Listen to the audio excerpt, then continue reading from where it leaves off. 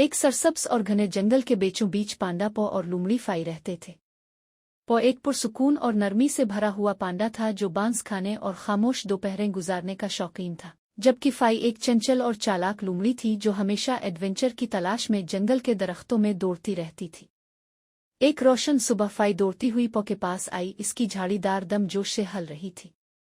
پو، وہ بولی، میں نے دریا کے پاس ایک حیرت انگیز چیز دیکھی، ایک چمکتی ہوئی پھول۔ پو نے حیرت سے سر جھکایا۔ ایک چمکتا ہوا پھول؟ یہ تو عجیب لگتا ہے، کیا تمہیں یقین ہے کہ یہ محفوظ ہے؟ فائی مسکرائی۔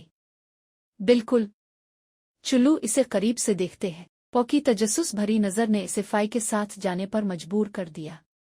وہ دونوں جنگل کی پگڈنڈیوں سے گزرتے، چمکتی ندیوں کو عبور کرتے اور درختوں کے جھنڈ میں آگے بڑھتے گئے۔ آخر کار وہ دریا کنارے پہنچے جہاں وہ پھول کھڑا تھا، اس کی پنکھڑیاں سنہری روشنی میں جگمگا رہی تھیں۔ جیسے ہی وہ قریب پہنچے ایک نرم آواز گونجی، صرف وہی جو سچے دوست ہیں مجھے چھو سکتے ہیں۔ فائی نے پو کی طرف دیکھا۔ اکٹھے پو نے سر ہلایا۔ جب انہوں نے پھول کو چھوا تو سنہری روشنی کی چمک نے جنگل کو روشن کر دیا۔